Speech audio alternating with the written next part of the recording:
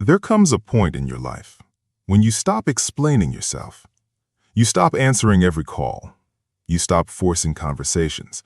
You stop chasing people who only remember you when they need something. And strangely, instead of feeling lonely, you feel calm. That confuses people. They think something must be wrong with you. They think you became cold, distant, antisocial.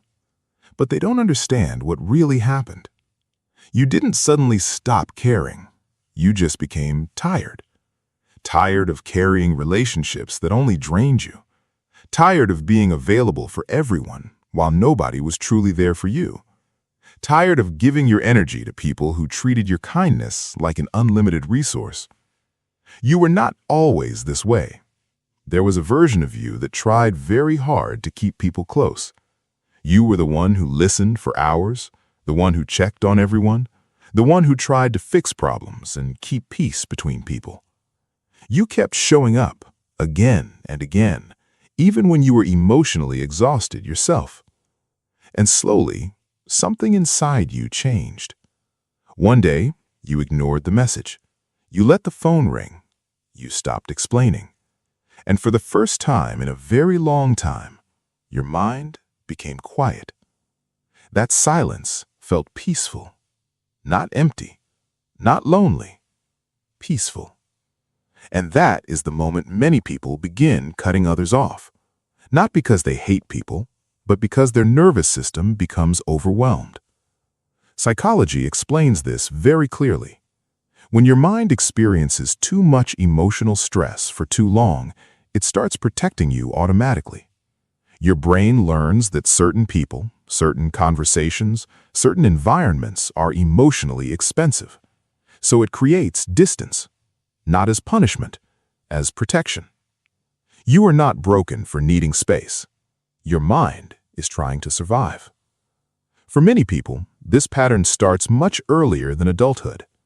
Maybe as a child, you learned to read people very carefully. You noticed moods quickly.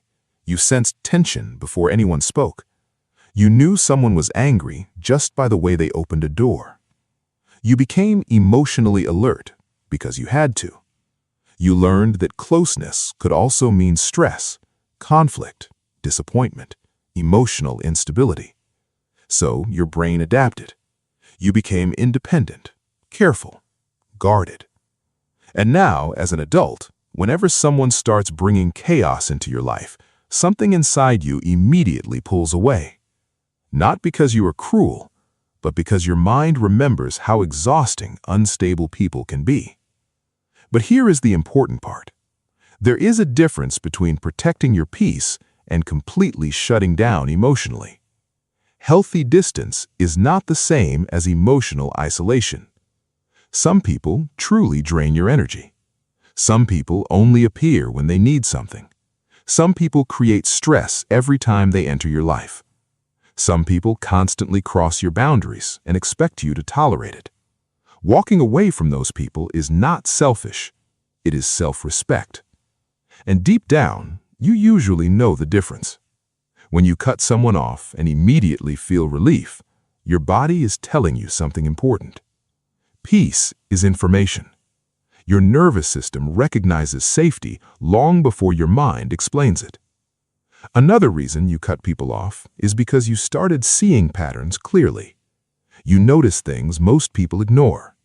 You notice who only contacts you when they benefit from it. You notice fake kindness. You notice manipulation hidden behind charm.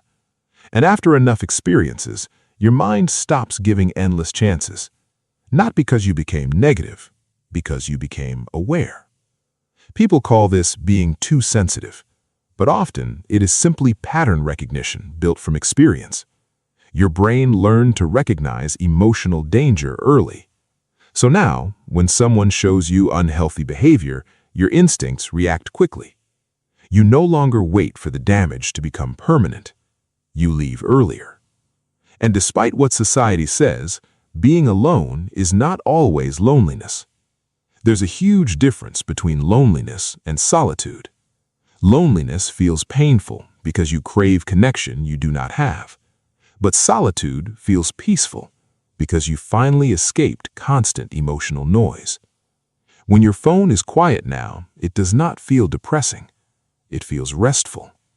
You finally have space to breathe, space to think clearly, space to reconnect with yourself. That is not weakness. That is emotional recovery. People who do not understand your journey may think you're avoiding life, but the truth is, you're trying to build a life that feels emotionally safe. You are no longer interested in chaos disguised as connection. You are no longer willing to sacrifice your mental peace just to keep people comfortable. And honestly, that takes strength, because many people stay trapped in draining relationships simply because they're afraid of being alone. But you reached a point where protecting your peace became more important than forcing attachment. Still, this does not mean you stop loving people completely. It simply means you become selective. You stop giving unlimited access to everyone. And psychology actually supports this. Studies on long-term happiness consistently show that life is not about having many relationships. It's about having healthy ones. A small circle filled with genuine peace is far healthier than a large circle filled with stress and emotional exhaustion. So, if your world became smaller but calmer, healthier, more honest, then maybe you're not losing people. Maybe you're finally finding yourself.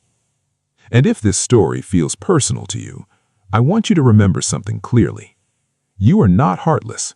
You are not cold. You are not broken. You are simply someone who learned through experience that your energy matters too. And now, for the first time, you are choosing to protect it.